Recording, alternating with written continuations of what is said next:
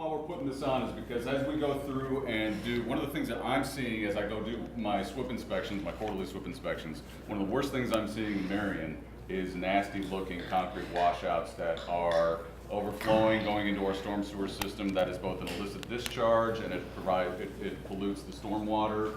It's not good for the environment. So we thought we would put this on for the people who work in the construction industry and with concrete, so that you would know what a good concrete washout is versus a bad concrete washout. We're seeing it in Marion, Cedar Rapids, Hiawatha, all over the place. So this is education for the people working out in the industry to know what is good, what's bad, and how to do things right.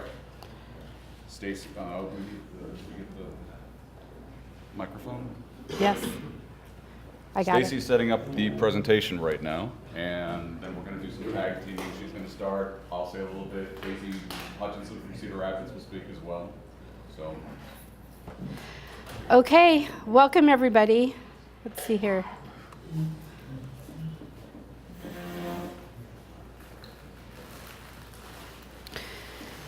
So Steve just gave the entire presentation in 2 minutes. Sorry. All right.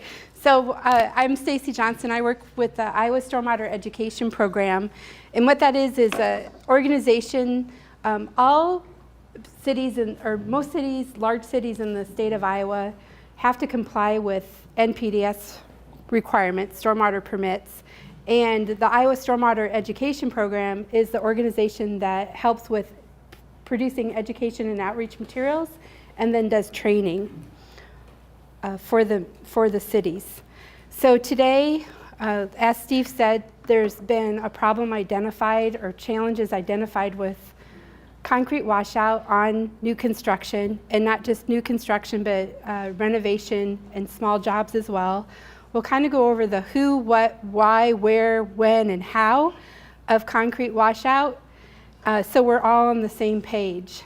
And I typically do an exercise with a smaller group that starts with a sheet of paper, and you follow about 7 directions on folding, and then you open it up, folding and tearing, and you open it up, and everybody has a different end result. So it's, you know, you could hear something, you could hear something, you could hear something, and you go away with all different things. So hopefully today everybody's on the same page. We all understand what's expected. So in terms of who, it's shared compliance. It's the community. It's the owner and developer. It's the builder and general contractor, the concrete supplier, and the concrete contractor. Everybody is involved with how concrete is managed, and everybody has their own responsibilities. We all have to work together. Like Red Green says, we're all in this together. So we all have to work together to make sure the right thing is done. So when putting this training program together, a lot of feedback was, well, what's the big deal? It's just concrete. And that could be true in one sense. It's not necessarily the concrete, though, that's causing the problems or that we have issues with. It's the liquid, it's the washout liquid that is the most of most concern here. So, and concrete really is one of the pollutants that there's a trail. You can tell when somebody hasn't done something correctly based on that trail of concrete washout. And typically in new construction, that heads directly to a storm drain. So why the environment?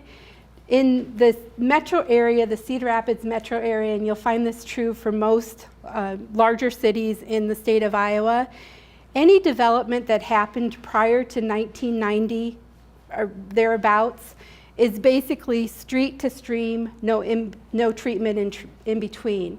So the runoff isn't treated at a wastewater treatment facility. It goes directly from the street into the closest creek. Now, after 1990, we've started using detention basins where there's a buffer there, but if there's polluted water in that detention basin, it's most likely going to end up in the creek. That detention basin basically is only to hold back the water and not release it as fast as it was being released prior to development. here's the issue with concrete washout. So the pH, or the main issue, the pH of this is at 11. It's alkaline. It is very toxic in the environment. It's very toxic in nature. So this is what it can do to humans and pets if it's exposed to the washout or the high pH. There's also a lot of toxic chemicals or toxic chemicals in the environment in concrete washout as well. So here's a picture of McLeod Run in the city of Cedar Rapids. It's the only urban trout stream in the state of Iowa. This is a watershed. So the water draining to a certain point in McLeod Run goes to the area draining to it goes to McLeod Run, goes to the trout. So if we saw what it does to humans and pets, can you imagine what it's doing to the fish there if something happens? This is a watershed that was developed prior to 1990. It's about 70% impervious surface. So that means there's only 30% green space left here. All of the water basically ends up in McLeod Run, whether it's hot or has pollutants in it or not. So that's why we're here today for the most part, but I think why most of you are here today, it's the law. So the environment is important, but the law is too. Casey Hutchinson with the City of Cedar Rapids is going to go over this part. I'm going to try to spare you some of the details, but I need to give a little bit of the background that leads to our ordinances that are in place that apply to you. So in 1972, the Clean Water Act was passed, and basically this is law regulating the discharge of pollutants to waters of the United States. And this law actually authorizes the EPA to implement the National Pollutant Discharge and Elimination System Permit Program. So under this program, the cities of Hiawatha, Cedar Rapids, and Marion are required to have an MS4 permit. Now, MS4 stands for Municipal Separate Storm Sewer System. And so this is our stormwater conveyance system, which consists of municipal streets, curbs and gutters, storm drains, storm sewer pipes, drainage ditches. So this combined is our MS4, and this actually is considered a point source. So we're required in our permit to implement and enforce 6 minimum control measures to make sure that we're keeping pollutants out of our stormwater discharge. So this map here shows the cities and universities that currently hold MS4 permits within the state of Iowa. During the first phase of implementation of the program, they incorporated larger cities that had populations of 100,000 or more. And then in the second phase, they incorporated smaller municipalities that are located in urbanized areas.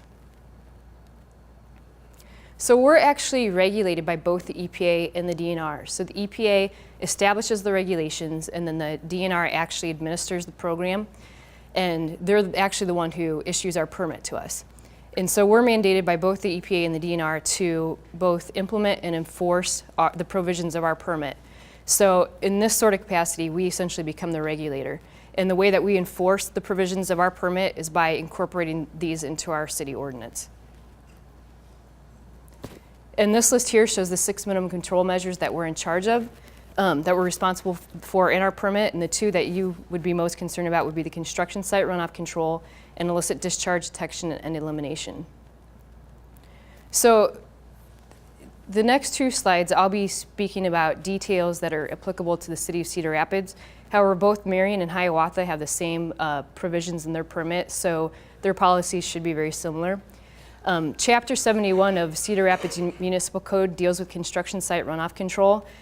Construction sites are required to have an approved erosion control permit, and depending on size, a stormwater pollution prevention plan. And these require that you keep pollutants contained on site and that you provide adequate concrete washouts or some sort of alternative means to handle concrete wash water on site.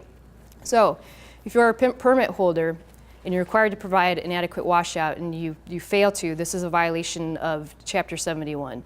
If you're a permit holder and you allow discharge to leave your site, concrete wash water to leave the site and enter the MS4, this is also a violation of Chapter 71, but it's also a violation of Chapter 13, and it's considered an illicit discharge. If you're responsible for discharging concrete wash water off-site to our MS4, whether or not you're a permit holder, whether or not you're working on a permitted, unpermitted site, this is also considered an illicit discharge. So what it comes down to is, regardless of your role or responsibility, one or both of these ordinances apply to you. So kind of the quick and dirty of it is that if you are a permit holder and you fail to provide an adequate concrete washout, then you're in violation of your erosion control permit. And our erosion control specialists deal with these sorts of violations, and you could potentially be fined. When it comes to an illicit discharge violation of Chapter 13, basically we have courses of action in place for the first 3 offenses within a 12-month period. For each offense, a notice of violation is issued. Also in each case, the violator is responsible for the cleanup. And if the cleanup does not occur within a specified time period, the city will actually perform the work and then assess the violator for reimbursement. Now with the second offense, the first offense, I should also note that a civil penalty may be assessed depending on the severity of the violation. With the second offense, a civil penalty will be assessed. And in addition, the infraction will be published in the newspaper and training will be required for business employees. And then for the third offense, an additional implication would be that a stop work order would be issued.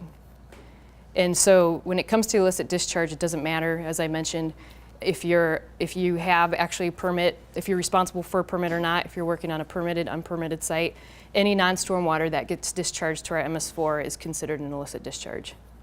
So the who and the what, now the where.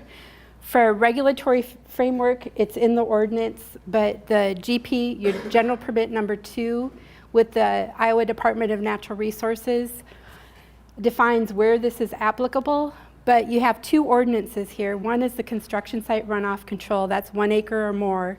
And then you have 1 acre or less, or some of the smaller jobs where you might have concrete cut out or cutting concrete, individual pours of driveways and sidewalks. That falls under the 1 acre or less, and that's more so the illicit discharge detection and elimination. So if any concrete washout ends up in a storm drain, that's going to be an issue with the city, the DNR, and the EPA, potentially. So basically anytime, anywhere, but that doesn't mean washing out anytime, anywhere. So you've got to go to designated spots. It's basically every pour, every time. You want to make sure that you have a plan in place. And that includes pumper trucks, ready mix trucks, and wheelbarrows. It includes big pours, small pours, decorative work, repair work. And it includes all equipment, chutes, tools, and boots. It's the right thing to do, but there are a lot of moving parts to make this happen. And here's a good example of at the end of a street, they just poured, and look how close that is to the storm drain. So be cognizant of where you're pouring, but also where the storm drain, where is the closest storm drain. That's not acceptable, what we're looking at here. And we're going to have a few pictures at the end in terms of what's wrong with this picture. It's kind of a game. So in terms of how, when you apply, when the developer or owner of the property applies for the general permit number 2, you file a notice of intent with the Iowa Department of Natural Resources. You're not getting your own permit when you file a notice of intent. You're telling the DNR that we want to piggyback on the permit that you have right now with the EPA.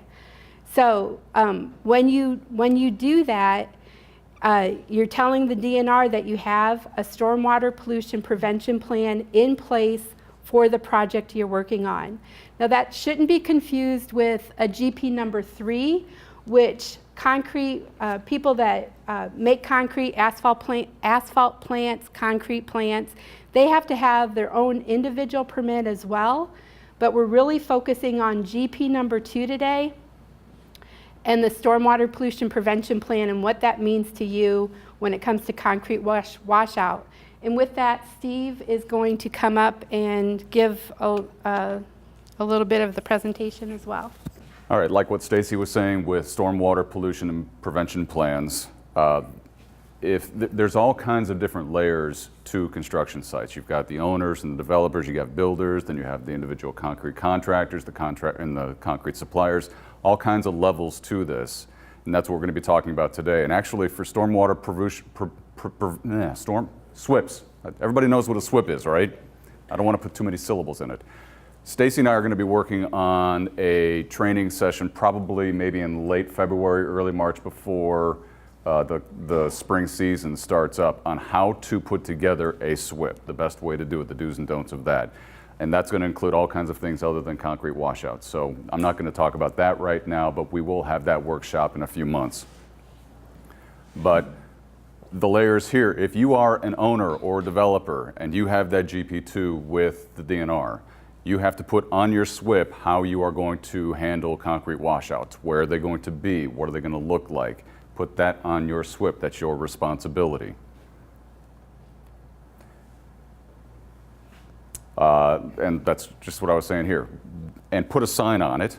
Make sure it's accessible at all times. One of the things that we've got with concrete washouts right now is that they're right up against the curb, and the trucks just kind of pull up right next to it and they miss it sometimes. You've got to have those back off the curb. You've got to have some kind of a concrete or a rock drive up to it. We're going to show some pictures of that in a little bit here of what a good one is versus a bad one is.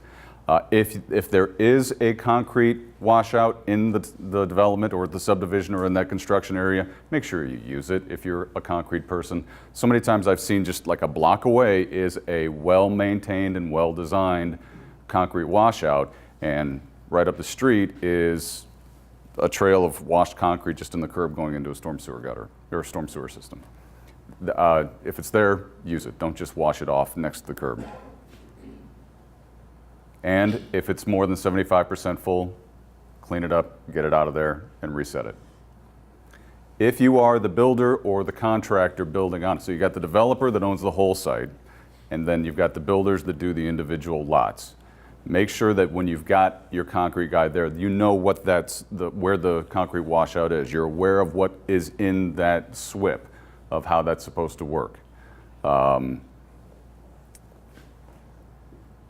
And if you are the subcontractor, you're the person that's actually laying the concrete, again, know about the SWIP, know where the concrete washout is. If you see that it is in poor shape or something is wrong with that, convey that to the developer. We're trying to put all of the contact information in the SWIP so that we know how to contact people that have the different responsibilities in that SWIP. Just communicate. Use the concrete washout that's there, and if it's in bad shape, tell someone so that it can get fixed and cleaned up. And if you are the concrete supplier, if you're that truck that's in the street that's actually pouring the concrete, know what you're doing. If the concrete washout is not there or not in good shape, have a plan B, have some other way to wash out your truck.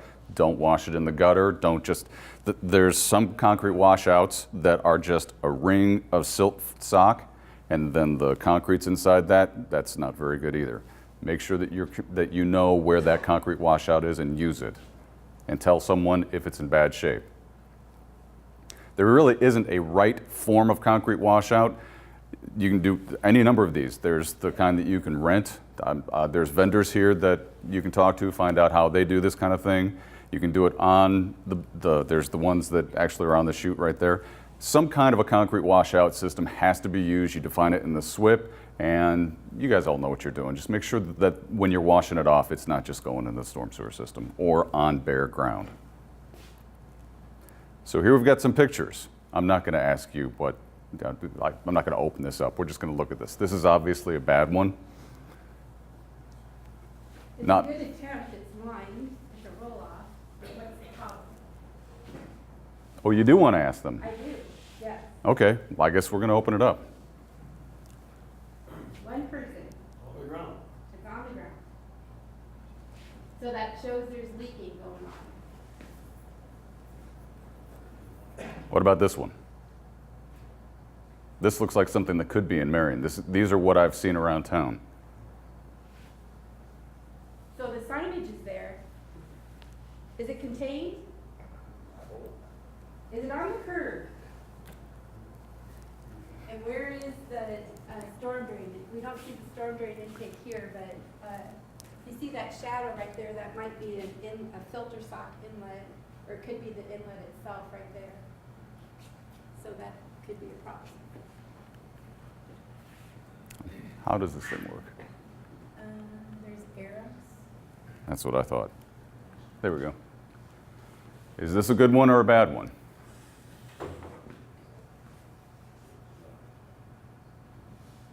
Actually, this is, aside from some of the crap that's in the street, This is designed pretty well.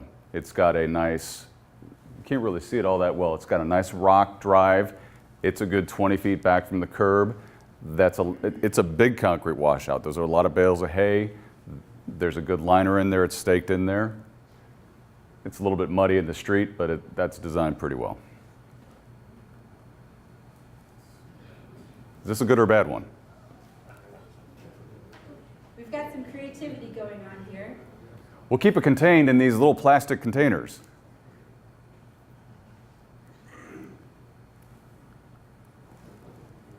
Is this a good or a bad one? Actually, this one's pretty good. It's got a liner. It's protected by the tape right there.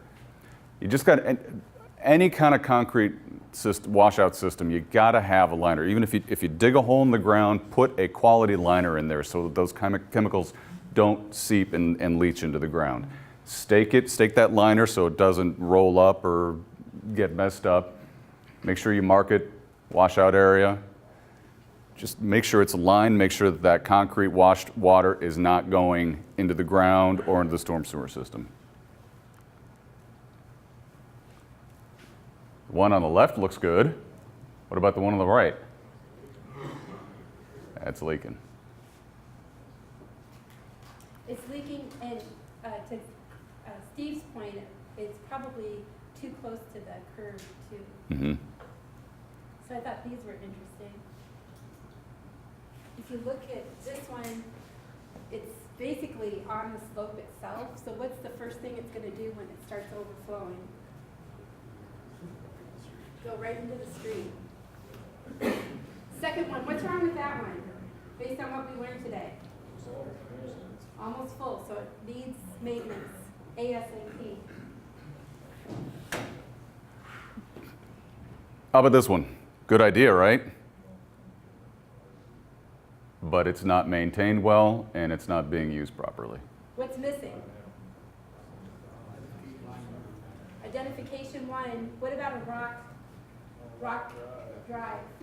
So if you're a concrete, if you're a truck, you drive on this and then you drive out on the streets. You don't have a sweeper on board, this is going to track mud all over creation.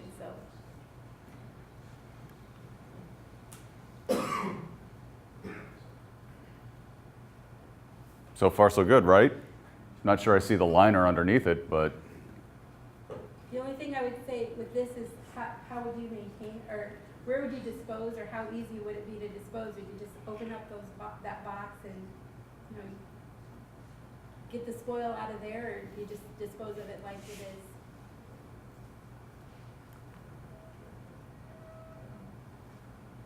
Hey, Steve? Hmm? We asked a question. Yeah. We're getting some resistance from the landfill with liner material or other material that's used for being included with the concrete material. What do you suggest for liner material? The plastic liner? We're taking it to the quarries, you know. Yeah, when And we they look- don't like anything other than pure concrete. They don't Yeah. like trash, chemicals, dirt, plastic. Yeah, the quarry is there any way to relieve, I mean, ideally, this would be if you worked with a ready-mix company that had a onboard system in place for concrete, or you have different vendors that you can visit with today, that wouldn't be a problem. I will have to ask that. I'm going to look into that. That's not something I've heard before, but I will find out what's going on with that, and we'll come up with some kind of recommendation for how that's supposed to be handled. It's pretty difficult to separate. the two Yeah, materials. yeah. I mean, it makes sense, so we can help to facilitate some kind of solution with that. People there, they come along and they just dump 2 or 3 yards in there, and then you got one pretty big chunk, and you can't Yeah. deal with it, and then you gotta go around and jackhammer to break it apart. It's getting really expensive. Yeah. Well, let's finish this presentation, then we're going to open it up for more questions like that. I think this is. This is the last one? Okay. Well, we're getting close. Again, going back to the SWIPs, we need a designated area.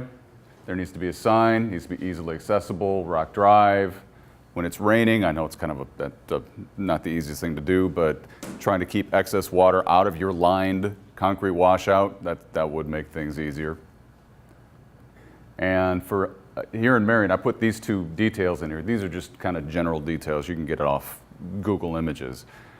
When you have a SWIP, when we are reviewing SWIPs, I want to make sure that you have the information in there. What are you going to do with a concrete washout? What's it going to look like? Where are you going to put it? There should be more than one. If it's a large site, make sure that there's more than one. How are you going to maintain it?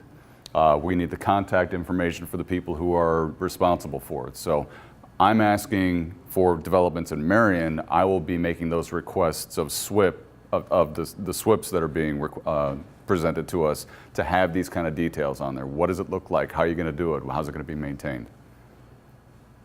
Oops. An outpack that's going to be available at Whitecaps. And I put a note there for myself to say the city of Ames, or the city of Grimes, actually provides one of these wash out packs for every building permit. It's in the building permit itself, the cost of it is. But for every building permit, they're providing one of these for concrete washout to make sure that it's being taken care of right. That should be available through Whitecap sometime soon, both in Cedar Rapids and Iowa City, but it is available in the Des Moines office. There's quite a few service providers today if you want to take a chance or take a few minutes to talk with them. A1 Disposal is right here. Chris, Rick, and Curtis? Dan. Craig. Sorry. Is here, and their lead trained waste management company. EWOC drove all the way down from actually Minnesota area. It was 20 below. 4 feet of snow. I said you came to the heat wave here. So that's Tony Hess and Mary Yeager is here. So take a few minutes to talk to them. Henriksen Washout, Brad Blackman and Charlie Henriksen is in the back. They have a Henriksen Washout out of Des Moines, but they, I think, provide a roll-off service. Outpack, we talked about. And then Springville Ready Mix, Ray with Springville Ready Mix, came with one of their trucks, so you can actually see what an onboard system looks like. So take a few minutes to go out and look at the truck, and really, they did it more for themselves, but it's proving to be very helpful on the job site. After today, if you're interested in employee training, this PowerPoint presentation is available. We have a poster is right over here that you can put in your safety area or your employee lunchroom. We have a brochure that matched the poster. We have training videos that you saw while you were eating lunch. Those are available to check out through the cities. So Hiawatha, Marion, and Cedar Rapids, if you'd want a training video for your staff, those are available to check out. And then the cities are always open to coming to your staff and giving training on this issue as well, along with, general SWIP issues. And with that, I thought this was funny. So pumper trucks have their own language. I looked at this one, and I'm like, 4 o'clock, time to stop and go drinking. But no, it wasn't. It was add 4 gallons of water. But so with that, all done, clean up. We're all on the same page now. With questions today, we have Nick Strang with City of Hiawatha, Steve Cooper, City of Marion, Casey Hutchinson with City of Cedar Rapids, and Clark Ott with the Iowa Department of Natural Resources. And as they come up to ask questions, I want to open up the floor to what Skogman is running into, the problem that Skogman is running into, and if anybody else has had that issue and if you've come up with a good solution. So this is a brain trust here. What are some ideas on the plastic is getting contaminated? They don't want it at the quarry, I know that. Anybody have some solutions? You're whispering. What was that? Did you have a solution? No. Oh, no. Okay. Sorry to put you on the spot. I thought. Anybody? No? Okay. I have everybody's email address. And if we come up with some really good solution for that, Frank, we'll email it out to everybody. How's that? Question back here.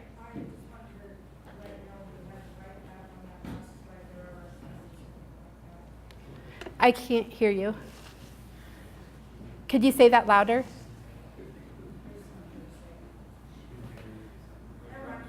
Oh, never mind. Okay.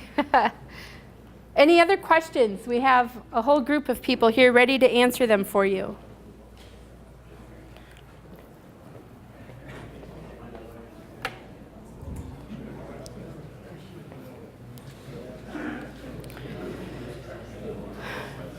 No other questions? Really? Okay, all done, clean up. I'd encourage you guys to talk to Henriksen, Ewok. Go out and see the truck, A1 Disposal, and Whitecap, even though this is new to them and they still have questions themselves. Thanks for your time today.